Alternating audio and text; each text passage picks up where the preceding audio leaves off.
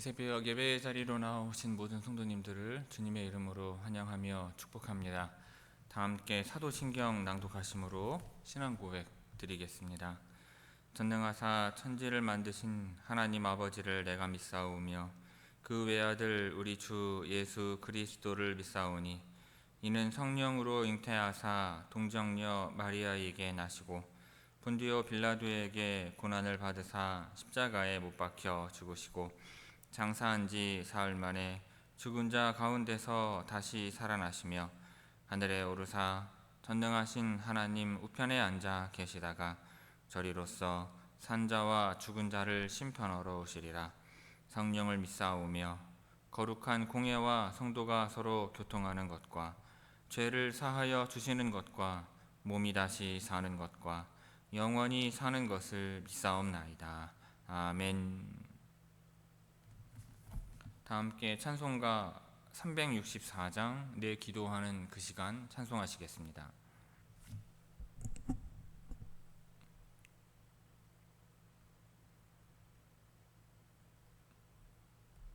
찬송가 364장입니다.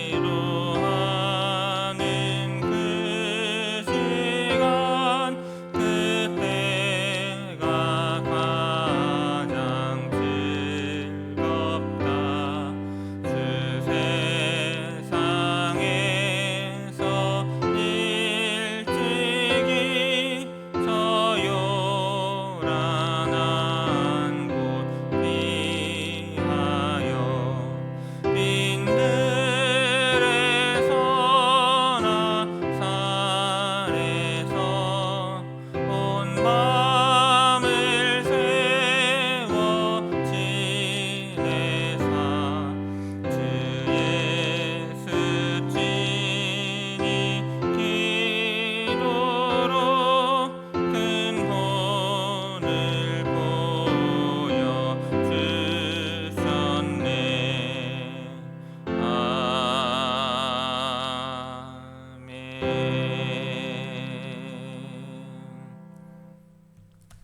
오늘 새벽 우리에게 주시는 하나님의 말씀은 구약성경 다니엘 10장 1절에서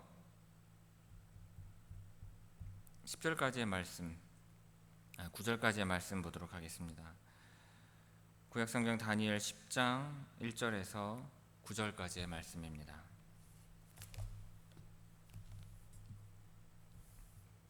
제가 봉독하겠습니다. 바사왕 고레스 제3년에 한 일이 벨드사살이라 이름한 다니엘에게 나타났는데 그 일이 참되니 곧 큰 전쟁에 관한 것이라. 다니엘이 그 일을 분명히 알았고 그 환상을 깨달으니라. 그때에 나 다니엘이 새 이레 동안 슬퍼하며 새 이레가 차기까지 좋은 떡을 먹지 아니하며 고기와 포도주를 입에 대지 아니하며 또 기름을 바르지 아니하니라. 첫째 달 24일에 내가 히데길이라 하는 큰 강가에 있었는데 그때 내가 눈을 들어 바라본즉 한 사람이 세마포 옷을 입었고 허리에는 우바스 순금띠를 띠었더라. 또 그의 몸은 황옥 같고 그의 얼굴은 번갯빛 같고 그의 눈은 횃불 같고 그의 팔과 발은 빛난 놋과 같고 그의 말소리는 무리의 소리와 같더라. 이 환상을 나 다니엘이 홀로 보았고 나와 함께한 사람들은 이 환상은 보지 못하였어도 그들이 크게 떨며 도망하여 숨었느니라. 그러므로 나만 홀로 있어서 이 큰 환상을 볼 때에 내 몸에 힘이 빠졌고 나의 아름다운 빛이 변하여 썩은 듯 하였고 나의 힘이 다 없어졌으나 내가 그의 음성을 들었는데 그의 음성을 들을 때에 내가 얼굴을 땅에 대고 깊이 잠들었느니라. 아멘. 이 새벽 말씀을 통해 주시는 은혜가 함께 하신 모든 분들 위해 충만하게 임하기를 바랍니다. 자, 오늘 본문 말씀은 다니엘이 히데길 강가에서 본 환상에 대하여 언급하고 있는 내용입니다. 먼저 1절에서 3절은 다니엘이 환상을 계시로 받은 상황과 장소 등 그 배경을 설명하는 내용입니다. 자, 1절은 다니엘에 대하여 벨드사살이라 이름한 다니엘이라고 표현하고 있습니다. 이것은 비록 바벨론이 멸망하고 포로의 시대도 지나갔지만 그 포로기를 경험한 다니엘이 이 책의 저자라는 사실을 확증하기 위하여 그의 바벨론식 이름을 기록상 남겨놓고 있는 것입니다. 자, 이어서 다니엘은 자신이 바사왕 고레스 3년에 환상을 받았다고 말을 합니다. 다니엘은 앞서 바사왕 고레스 1년에 환상을 보았지요. 그로부터 9장으로부터 이 시기는 2년이 지난 시기입니다. 그리고 고레스 3년은 다니엘이 포로 생활을 시작한 지 69년째가 되는 해로 70년을 한 해 남겨놓은 시점에서 환상을 받고 예언을 하고 있는 것입니다. 자, 9장에서 다니엘이 본 환상은 앞서 7장 8장과는 다르게 예레미야가 예언한 포로기 70년에 관한 내용이었습니다. 그리고 2년이 흐르고 10장에서 다니엘이 본 환상은 이렇게 시작을 합니다. 한 일이 벨드사살이라 이름한 다니엘에게 나타났는데 그 일이 참되니 곧 큰 전쟁에 관한 것이라. 다니엘이 그 일을 분명히 알았고 그 환상을 깨달으니라 라고 말씀합니다. 자, 여기서 한 일이라고 번역하고 있는데 여기서 일이라고 번역된 히브리어는 말씀이라고도 번역을 할 수가 있습니다. 그러므로 다니엘이 받은 환상은 하나님의 말씀이라고도 할 수가 있는 것입니다. 달리 번역을 하면 한 말씀이 다니엘에게 나타났다라고 함으로써 이제 다니엘은 예언자로서 나타나고 있습니다. 예언자들에게 하나님의 말씀이 임할 때 이와 같은 표현을 썼기 때문입니다. 자, 이전까지 다니엘은 지혜자로서의 면모를 보였다면 이제부터는 환상이나 예언을 직접 하나님으로부터 받는 예언자로 부각되고 있는 것입니다. 자, 다니엘은 환상으로 받은 그 예언이 큰 전쟁에 관한 것이라고 말합니다. 이 전쟁이 어떠한 전쟁인지 구체적으로 알 수 있는 길은 없습니다. 하지만 여기에서 전쟁으로 번역된 단어는 포로의 기간을 뜻하기도 합니다. 그러므로 다니엘이 받은 환상은 큰 전쟁 또는 큰 포로의 기간에 대한 것입니다. 만약 큰 전쟁이라고 해석을 한다면 안티오쿠스 4세 이후에 찾아올 종말론적인 전쟁이라고 이해할 수 있습니다. 반면에 큰 포로의 기간이라고 해석을 하면 포로의 기간이 끝날 때까지 벌어지는 일들을 보여주는 계시라고 할 수 있는 것입니다. 자, 다니엘은 이러한 계시를 받은 후 3주 동안 슬퍼하면서 좋은 떡을 입에 대지 않았습니다. 고기와 포도주 또한 입에 대지 않았고 머리와 몸에 기름을 바르지 않았다고 고백합니다. 이것은 스스로 겸비하고자 결심한 데서 나온 행동입니다.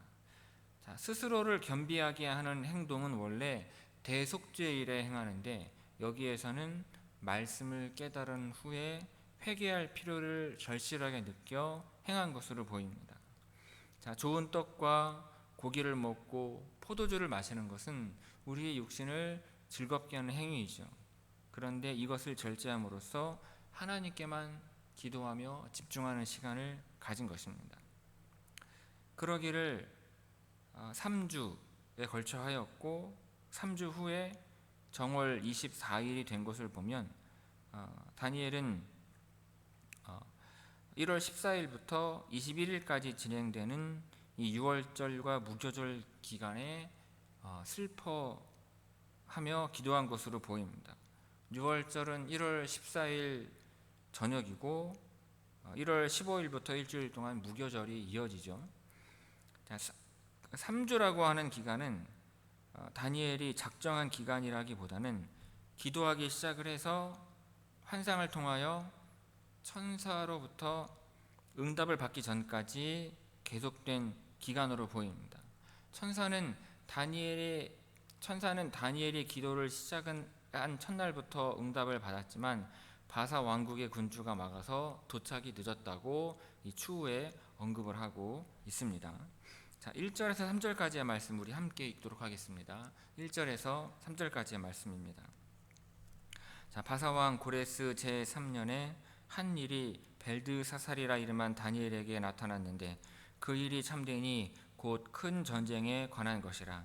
다니엘이 그 일을 분명히 알았고 그 환상을 깨달으니라. 그때나 다니엘이 새 이래 동안 슬퍼하며 새 이래가 차기까지 좋은 떡을 먹지 아니하며 고기와 포도주를 입에 대지 아니하며 또 기름을 바르지 아니하니라. 아멘. 자, 이어서 4절에서 9절은 이제 힐데겔 강가에서 한 환상을 보는 내용입니다.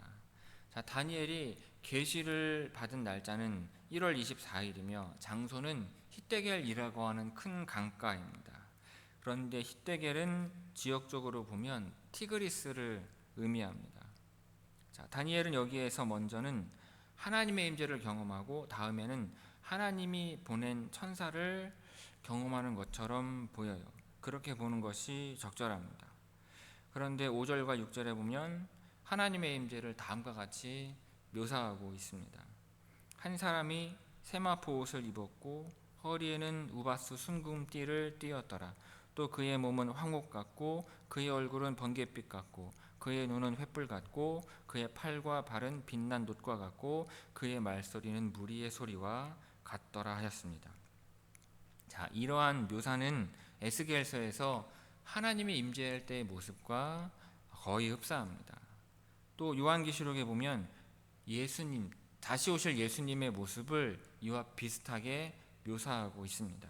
요한계시록 1장에 보면 촛대 사이에 인자 같은 이가 발에 끌리는 옷을 입고 가슴에 금띠를 띠고 그의 머리와 털의 희기가 흰 양털 같고 눈 같으며 그의 눈은 불꽃 같고 그의 발은 풀무분에 단련한 빛난 주석 같고 그의 음성은 많은 물소리와 같으며 그의 오른손에 7 별이 있고 그의 입에서 좌우에 날선검이 나오고 그 얼굴은 해가 힘있게 비치는 것 같더라 하였습니다. 자, 사도 요한이 본 예수님의 모습이 이와 비슷한 것은 예수님이 바로 구약에서 계시하고 있는 메시아임을, 그리스도임을 나타내고 있기 때문입니다. 그리고 9절에 보면 하나님의 임재를 경험한 다니엘의 반응을 볼 수가 있습니다. 그 자리에 함께 있던 모든 사람들이 이 흰옷을 입은 한 사람의 환상을 경험한 것은 아닙니다. 같이 있던 다른 사람들은 단지 크게 떨며 도망치고 숨었으며 오직 다니엘만이 환상을 분명하게 목격한 것입니다. 그런데 다니엘은 그 앞에서 몸에 힘이 빠졌고 아름다운 빛이 변하여 썩은 듯 해졌으며 힘이 다 빠졌다고 고백을 합니다. 그리고 그의 음성을 들었을 때 자기 자신은 얼굴을 땅에 대고 깊이 잠들었었노라고 고백을 하고 있어요. 그런데 여기에서 깊이 잠들었다는 것은 우리가 일찍이 앞선 장에서도 보았듯 혼절을 하였거나 입신과 같은 계시를 받을 수 있는 상태가 된 것을 의미합니다. 자, 4절에서 9절까지 우리 함께 읽겠습니다. 4절에서 9절까지의 말씀입니다. 첫째 달 24일에 내가 히데겔이라는 큰 강가에 있었는데 그때 내가 눈을 들어 바라본즉 한 사람이 세마포 옷을 입었고 허리에는 우바스 순금띠를 띠었더라. 또 그의 몸은 황옥 같고 그의 얼굴은 번갯빛 같고 그의 눈은 횃불 같고 그의 팔과 발은 빛난 놋과 같고 그의 말소리는 무리의 소리와 같더라. 이 환상을 나 다니엘이 홀로 보았고 나와 함께한 사람들은 이 환상은 보지 못하였어도 그들이 크게 떨며 도망하여 숨었느니라. 그러므로 나만 홀로 있어서 이 큰 환상을 볼 때에 내 몸에 힘이 빠졌고 나의 아름다운 빛이 변하여 썩은 듯 하였고 나의 힘이 다 없어졌으나 내가 그의 음성을 들었는데 그의 음성을 들을 때에 내가 얼굴을 땅에 대고 깊이 잠들었느니라. 아멘. 성도 여러분, 다니엘은 맡은 모든 일에 신실하였고 놀라운 지혜를 발휘했던 인물이었습니다. 그런데 그의 탁월함과 지혜는 어디에서 온 것이겠습니까?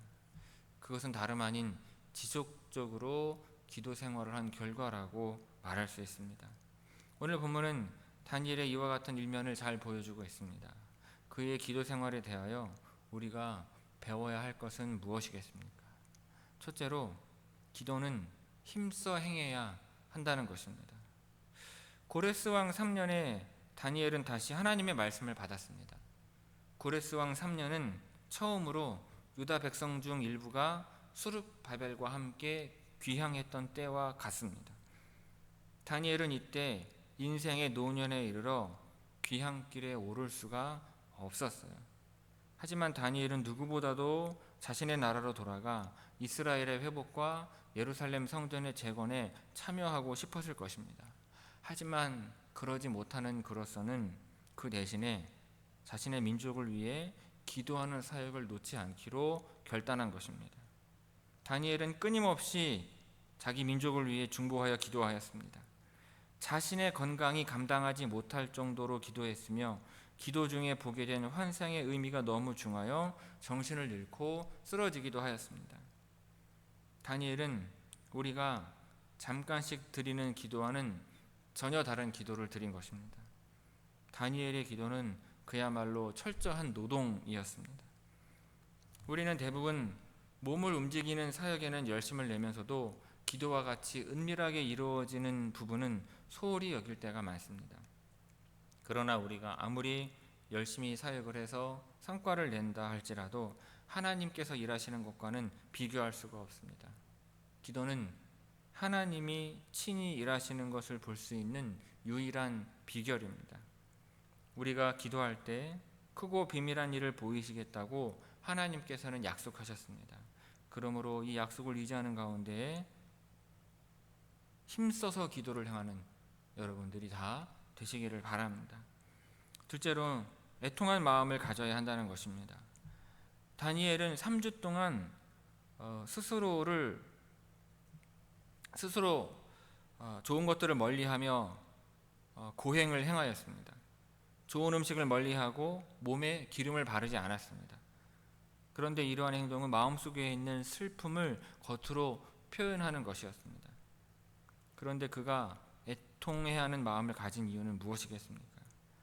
하나님께서 보여주신 계시를 통하여 이스라엘의 포로의 기간이 끝난다 할지라도 이스라엘 앞에 위기가 사라지지 않는다는 것을 알았기 때문입니다. 하나님의 백성에게 여전히 고통의 시간이 기다리고 있었던 것입니다. 이것을 생각할 때 다니엘은 슬픔에 잠긴 나머지 좋은 것을 누릴 수가 없었던 것입니다. 다니엘은 그와 같은 계시를 깨닫고 나서 가만히 있지 않았습니다.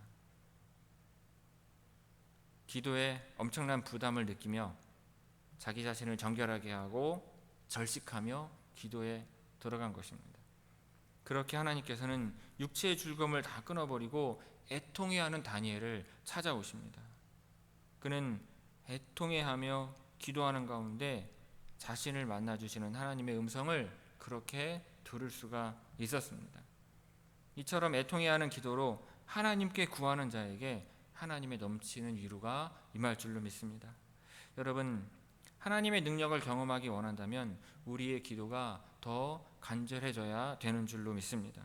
형식적인 기도의 수준을 넘어서 애통해하며 간절하게 힘써 하나님께 기도하는 법을 배워야 하는 것입니다. 특히 자기 자신만을 위한 기도가 아니라 교회와 나라를 위해서 애통하는 마음으로 기도할 줄 알아야 할 것입니다. 여러분, 그렇게 다니엘과 같이 하나님의 사람이 되어 힘써 애통해하는 마음을 가지고 기도하는 여러분들이 되시기를 바랍니다. 그러면 다니엘이 환상을 보고 말씀을 듣고 기도의 응답을 받았던 것처럼 우리 역시도 하나님의 말씀을 받을 줄로 믿습니다. 주님께서 환상을 통하여서 응답을 보여주실 줄로 믿습니다. 그렇게 우리의 기도에 응답하여 주시는 하나님의 역사가 우리의 삶 가운데 충만하게 임하기를 주님의 이름으로 축원합니다. 기도하겠습니다. 사랑이 많으시고 은혜가 풍성하신 아버지 하나님, 우리가 잠깐 하는 기도와는 전혀 다른 기도를 다니엘이 하였음을 보게 됩니다. 한 가지의 기도 제목을 놓고 적어도 21일 동안 기도했던 다니엘을 보면서 우리도 기도의 제목을 놓고 포기하지 아니하고 계속해서 21일 동안이라도 기도할 수 있는 주의 성도들 되게 하옵시고 40일도 기도하게 하시고 100일도 기도하게 하시고 1년 동안도 포기하지 아니하고 끊임없이 기도할 줄 아는 주의 성도들 되게 하여 주옵소서.